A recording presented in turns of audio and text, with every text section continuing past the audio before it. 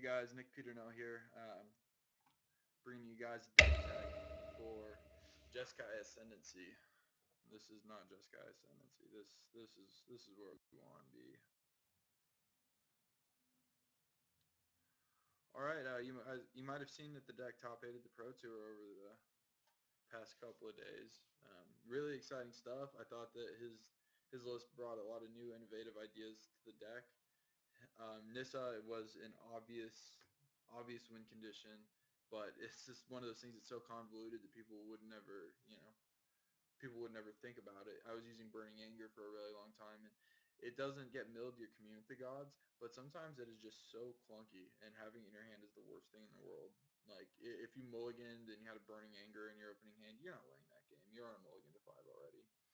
This allows you to have a card in your deck that is okay to just cast and will sometimes just be part of the combo piece. The way it works is you make infinite mana with a Retraction Helix, a Mana Guy, and a Briber's Purse, and then you do that loop until you have a million of each color, or whatever you want. You draw through your deck using the Jeskai Ascendancy loot ability, or you can just flat out draw your deck if you have a Dragon Mantle. And then basically you cast your Nissa, make a land into a 4/4, and then bounce the Nissa back to your hand. But you have infinite mana, so you can just keep replaying your Nissa until all your lands are infinite tramplers that have haste and kill your opponent dead. And so I think that's a pretty good win condition. It's also really fun. I like doing millions and millions of damage in one turn. That is definitely the way to play Magic. So let's go over the list real quick. For Retraction Helixes, this has become a pretty standard number for this card. You don't necessarily need to have multiples in your hand, but it makes the hate a lot easier to get past. So some decks will just be randomly mainboarding an Eidolon of the Great Revel or something, and this lets you bounce it back to their hand and then combo off from there. So having 4 of them is sort of a pseudo unsummon, but for Banishing Lights, for problems, for Planeswalkers, for all that kind of stuff. I bounced a Perilous Vault, and that was a game-winning play. So it has a lot of utility, and when you factor in the fact that you have Kior's Follower in your deck to potentially untap and use Retraction Helix multiple times in a turn, it's a pretty good value play for this deck. I have 2 Tygam Schemings.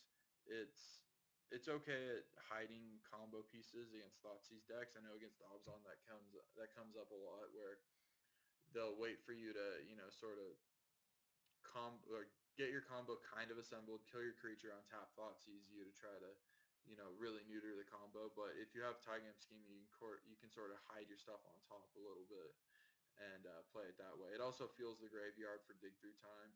To be honest, it's a horrible Magic card. It is the worst card in the deck that we're just playing because we need the card selection, we need the graveyard fill, we need to be drawing certain cards and not other cards.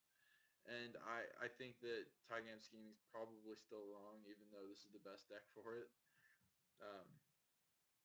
Is it better than Divination? Is it better than Kruphix's Insight? These are the kind of questions that I definitely want to hear from you guys about. And I hope that we can come to a list that makes sense, because I think that 3 Tormenting Voices and no Tygam Scheming is probably wrong. I'm electing to just have a 2-1 split between Scheming and Voice, but that could very well be wrong. I kind of want to talk about some of the alternatives, like Kruphix's Insight real quick. Kruphix's Insight lets you search for more Jeskai Ascendancies.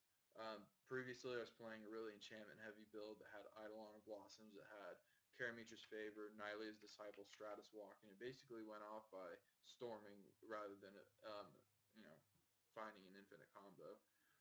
And that version was really good for Kruphix's Insight, but it still might be useful in other builds as well, because no other card is going to get you 6 deep to finding Jeskai Ascendancy.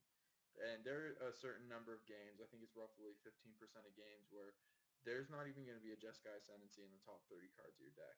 And so that is 15 games that you fundamentally will never win.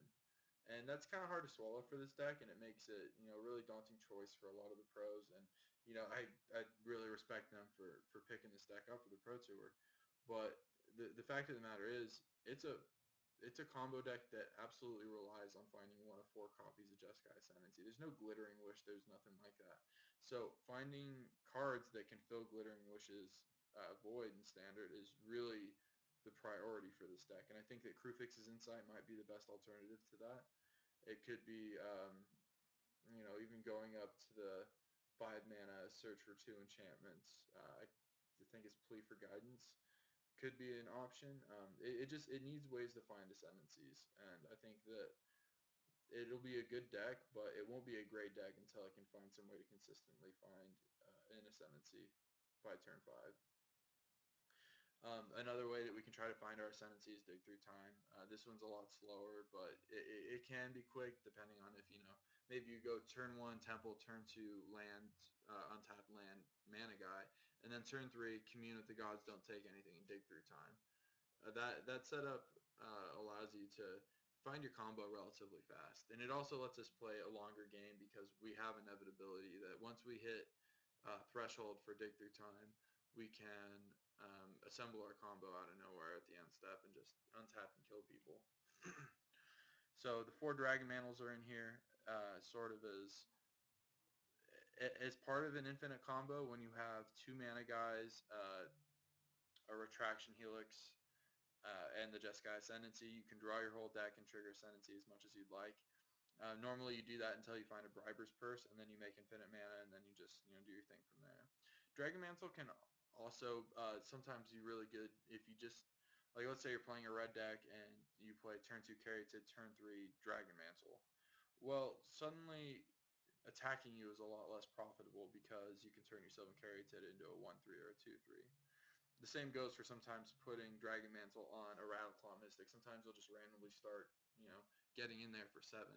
And these don't come up very often, and obviously the deck isn't built around Rattleclaw Mystic plus Dragon Mantle. But it will take those 15% of games that you're not ever going to find an Ascendancy, and maybe you win 2 or 3% of those games. And that's really all you can ask for. And the fact that there are those outlets for you to still win, I think is it's not any reason to put a card in the deck, but it's a nice sort of a side piece to the deck. Let's see, we have 1 Tormenting Voice in here.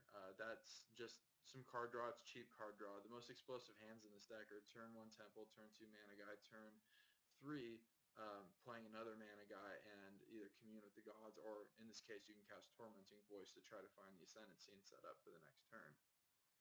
Now, this card isn't very good. Wild Guess was never very good, but again, we're looking for very specific cards here, and so for having cheap ways to interact with our deck are really, really vital to this deck working. 2 Twin Flames. The Twin Flame win condition can really be convoluted. It lets you go off with only 1 Sylvan Caryatid in play.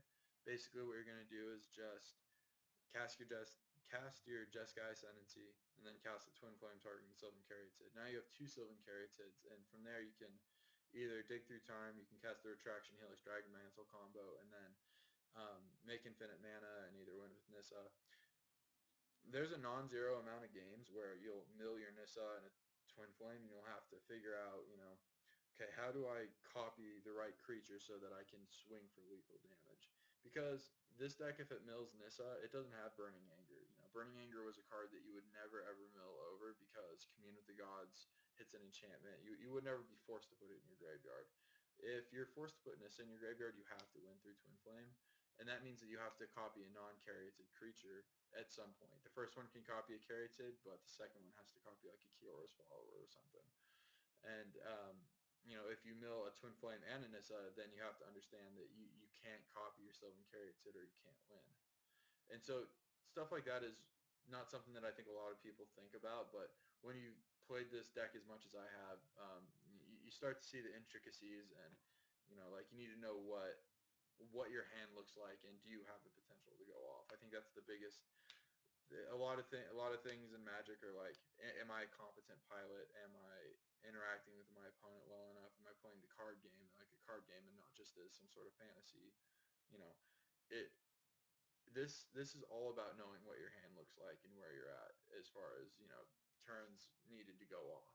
You need to know, is your hand texture a turn 4 hand, a turn 5 hand, and I think that's where you really gain points with this deck is just, you don't even have to play with an opponent. You just sit down with the deck and go through the motions because that's really what it comes down to is making sure that when you show up, you can explain what you're doing, why you're doing it, how you're doing it, and demonstrate that you know how the loop works and that you know what cards are in your deck that you can win with from any given point.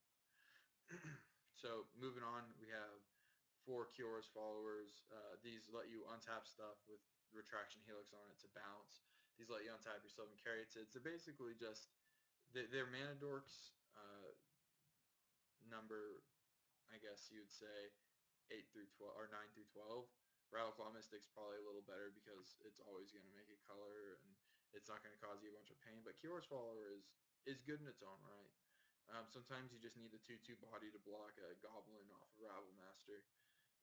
It's not obviously meant for that. The 2/2 body is never going to impress anyone, but yeah, it's just another mana dork.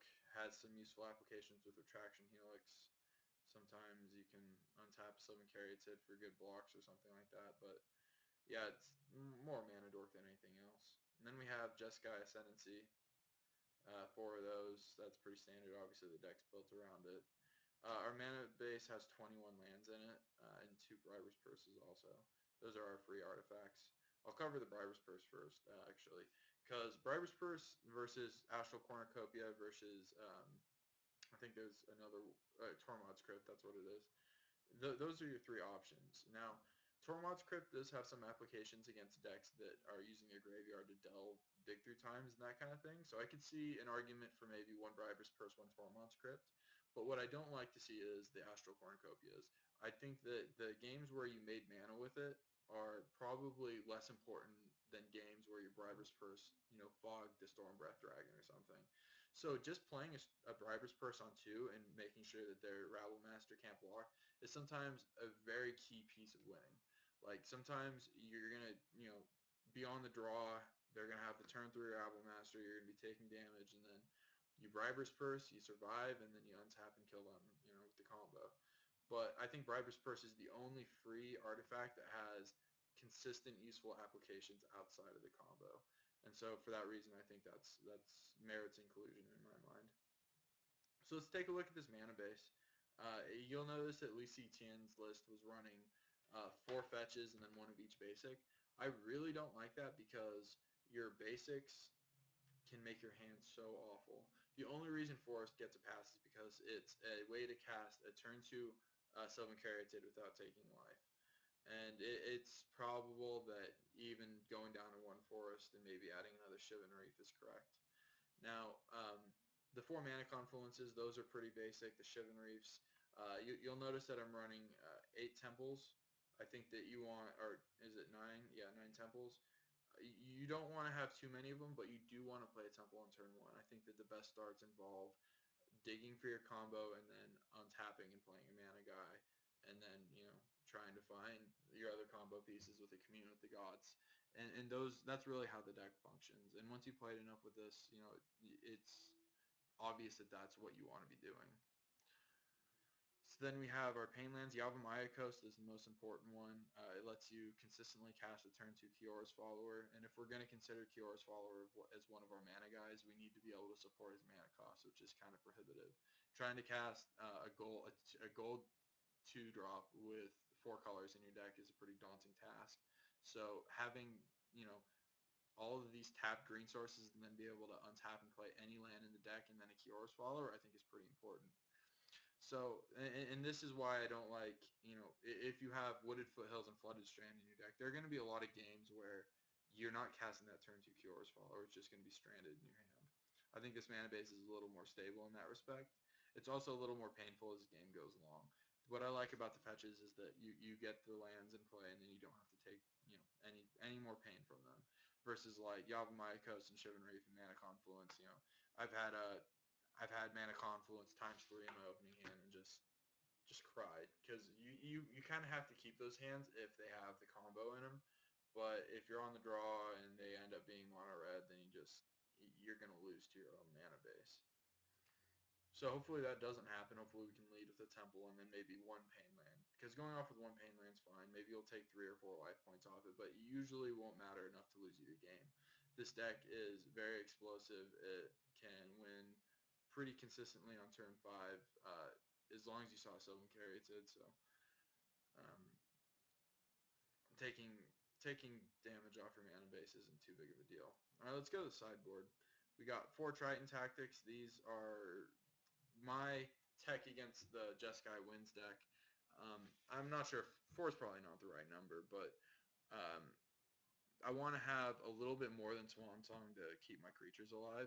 I think that being able to save your guys from an Anger of the Gods is pretty important, because the builds that I've seen lately have been going more control after sideboard, so they'll go up to 3 or even 4 Anger of the Gods, and Triton Tactics is a good out to that. It's 1 mana. It lets you progress your board while keeping 1 blue up. Versus like Swan Song against that deck can sometimes be really bad. Like if you use the Swan Song on turn 3 and then they untap and cast a Manus Rider, you just improve their clock by 2 turns. So Triton Tactics can sometimes be better. Sometimes you'll get to block a Rabble Master with it and keep it tapped down and then win from there. 2 or 3 would probably be good. The 4 Swan Songs are definitely a mainstay. It's the best way to beat any kind of control deck. Blue-black, Jeskai Winds, which people say is a tempo deck, an aggro deck, a mid-range deck. The truth of the matter is they can bring in counter spells, and post-board they might as well be a control deck. The 4 Circle of Flames are in here primarily to deal with mono black and mono red. I know those have been declining in popularity the last week or so, and there really wasn't much of either of those decks in the Pro Tour. But I think that people will still bring these decks, and you have to have a plan against them. And Circle of Flames is just so devastating against them, because you can find it with your Commune with the Gods. Um, you can just cast it on turn 2, and they can't do anything about it. It turns their Goblin Rattle Masters into just 2/2s because of the way the stack works. The Rattle Master will never see one of the goblins. They'll just all die. And then against mono black, Bloodsoaked Champion, you don't really care about that. It's just going to die over and over and over and over and over again. And once you start stacking them, you start getting the game to a point where they will never be able to win. It would take all burn spells from mono red, and mono black just won't have outs to double Circle of Flame. Sometimes they might have, I guess, Herald of Torment, but the point being, you're going to buy yourself a lot of time with that card. I have Aether Spouts in here. I brought it in against the junk deck. I brought it in against a few decks where they're just a little too fast. Like Temur Monsters is a good example of where Aether Spouts is really good. Decks that aren't going to kill you on turn 4, but they will kill you on turn 5 or 6 if you don't interact with them. This is really good if you can ramp into it and cast like turn 4 to reset a Polukranos and reset all that kind of thing. Because sometimes opponents will swing with a Polukranos and then go monstrous and try to kill your guy, but then you respond with the Aether Sprouts. It's another card that they have to play around, and that has been in a lot of lists. I think that it might be better off as maybe a Keranos, but I think it's definitely worth including in some capacity. This sideboard right now is a lot of ideas that I've gotten from people. There's no conclusive sideboard. Sideboarding with a deck like this is really difficult. It's so hard that Lee Xian decided that he would just transform into a monsters deck because he couldn't find the right cards to fix certain matchups. Because fixing the Jeskai Winds matchup is almost impossible. It's just not. It's not really feasible in a world where they're going to beat you down, kill your creatures, and counter the relevant cards in your deck. And so he decided that bringing in bringing in Savage Knuckle Blade, bringing in other green creatures, Polukranos, and removal to try to win that matchup was worth it. I disagree with that. I think that his top 8 match proved how clunky that can be, and how transformational sideboards aren't really ever very good unless you're going from mid-range to control or mid-range to aggro, but never from combo to aggro. It's not really a plan. And so then the other loner is Restock. There's the bug control decks, or Sultai control decks, that pack Thoughtseize, removal, and counter spells, and those are on paper a complete nightmare. Restock helps you fix those matchups a little bit by getting back the Thoughtseized cards, having an out to draw into. But most importantly, if I were building this deck, and I am playing it at the Grand Prix this weekend, I would include Keranos in some capacity in your sideboard, either as a 1-of or a 2-of. I think that if you can cast that thing on turn 3 or 4, or I mean, well, turn 4 on this deck, if you cast it on turn 4 against like a Sultai mid-range deck or even Jeskai Winds, they're not going to be able to come back from that. You're going to be able to remove their creatures very consistently. You're going to provide an alternate win condition. It's very similar to how Blue-Red Twin in Modern and some decks, even in Legacy, will bring in Batterskull. I think that there's a lot of good comparisons between Batterskull and Keranos, and I think that having access to something like that that lets you fight decks on fair axis really helps. So that's the deck. I know this is a little bit long, but thanks guys for sticking with me. Hope you learned a little bit about it, and hope you look forward to these 2-mans that I'm going to play in and show you guys how the deck works.